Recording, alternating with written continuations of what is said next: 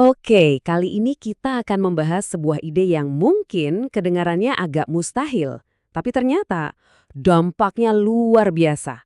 Namanya ekonomi tanpa membeli. Jadi, gimana ceritanya? Kita bakal mulai dari sebuah penemuan yang, jujur aja, agak mengejutkan di pantai. Terus kita bedah ide dasarnya, gimana sih cara kerjanya, dan yang paling seru, ada hadiah tersembunyi yang gak disangka-sangka di baliknya. Oke, mari kita mulai. Cerita ini tuh unik karena nggak dimulai di laboratorium atau ruang meeting yang kaku. Justru semuanya berawal di tempat yang santai banget, di pantai pas lagi hari keluarga. Nah, inilah momen aha buat para pendiri Buy Nothing Project. Pas mereka lihat lebih dekat, ternyata pasir yang mereka injak itu, wah, isinya bukan cuma pasir, tapi penuh sama butiran plastik kecil, jarum suntik, sampai serpihan mainan. Dan begitu mereka sadar, mereka jadi nggak bisa ngeliat itu lagi, dimanapun mereka berada. Momen yang tadinya personal ini, tiba-tiba ngebuka mata mereka soal krisis global yang selama ini ada di depan kita semua, tapi sering kita abaikan. Dan skala masalahnya, ini yang bikin kaget. Coba bayangin, 8,3 miliar ton. Sebanyak itulah total berat plastik yang pernah kita produksi sampai tahun 2015. Banyak banget kan? Terus dari segunung plastik itu, kira-kira berapa persen yang beneran didaur ulang? Jawabannya cuma 9%. 9. Ini bukti telak kalau cuma ngadalin daur ulang aja tuh ya nggak akan cukup. Terus, sisanya kemana? Nah, seperti yang bisa kita lihat di sini, mayoritas, hampir 80% ya, berakhirnya di TPA, atau lebih parah lagi, mencemari tanah dan lautan kita. Dan ini puncaknya. Ada prediksi yang bilang kalau begini terus, di tahun 2050 nanti, berat plastik di laut bisa-bisa lebih banyak dari berat ikan. Ini kan serem banget. Jelas kita butuh cara baru, pendekatan yang benar-benar beda. Dan dari sinilah lahir sebuah filosofi yang radikal. Para pendiri gerakan ini sadar, akar masalahnya itu bukan cuma sampahnya, tapi kebiasaan kita, budaya konsumsi kita. Nah, kesadaran inilah yang akhirnya memicu sebuah ide yang, ya bisa dibilang radikal. Jadi, apa itu buy nothing? Filosofinya simple. Sebelum beli barang baru, coba deh cari semua kemungkinan lain. Pinjam dulu, tanya tetangga, atau mungkin tukeran. Intinya, ini bukan soal jadi minimalis ekstrim, tapi soal mengubah pola pikir kita. Nah, perbedaannya tuh kelihatan banget kalau kita bandingin.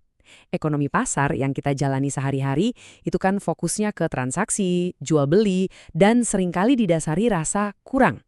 Tapi sebaliknya, ekonomi hadiah di Buy Nothing ini fokusnya beda banget. Di sini yang dicari itu koneksi antar manusia, saling bantu, dan pola pikirnya adalah kelimpahan. Dan sebenarnya ini bukan ide yang aneh atau baru-baru banget loh. Justru ini kayak kita balik lagi ke zaman kakek nenek kita. Zaman dimana kalau kehabisan gula, ya tinggal ketok pintu tetangga. Sederhana, tapi ngena banget. Oke, jadi gimana cara prakteknya? Ribet nggak sih? Ternyata nggak sama sekali. Semuanya itu intinya cuma ada di 3 langkah sederhana. Tapi dampaknya luar biasa. 3 langkah ini adalah pertama, beri dengan bebas. Kedua, minta dengan berani. Dan ketiga, bagikan rasa syukur.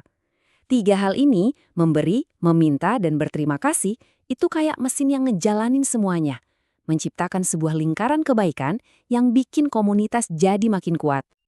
Poinnya, memberi itu bukan cuma soal buang barang yang udah nggak kepake, tapi lebih dalam dari itu. Ini soal gimana caranya semua orang di komunitas bisa ikut serta, bisa jadi pemberi sekaligus penerima. Inilah yang namanya membangun modal sosial. Nah, langkah kedua ini, minta, biasanya yang paling susah kan? Kenapa? Karena bikin kita ngerasa rapuh kan? Tapi justru dari situ keajaiban sering muncul. Kayak contoh-contoh ini. Ada perempuan yang cuma minta pinjem gaun buat nikah, malah dihadiahi pesta pernikahan lengkap. Atau ada juga yang iseng minta sisa miles pesawat dan akhirnya bisa terbang ke Korea Selatan buat ketemu keluarga kandungnya. Luar biasa kan? Dan yang terakhir, rasa syukur. Mengucapkan terima kasih di depan umum itu bukan sekedar sopan santun. Di sini itu jadi semacam lem super yang merekatkan komunitas, bikin orang lain terinspirasi dan pengen ikutan juga. Jadi tujuan awalnya kan simpel ya, ngurangin sampah. Tapi ternyata orang-orang yang ikutan gerakan ini nemuin sesuatu yang jauh lebih berharga. Ternyata imbalan terbesarnya bukan soal lingkungan aja, tapi soal koneksi. Para tetangga yang tadinya nggak saling kenal jadi akrab.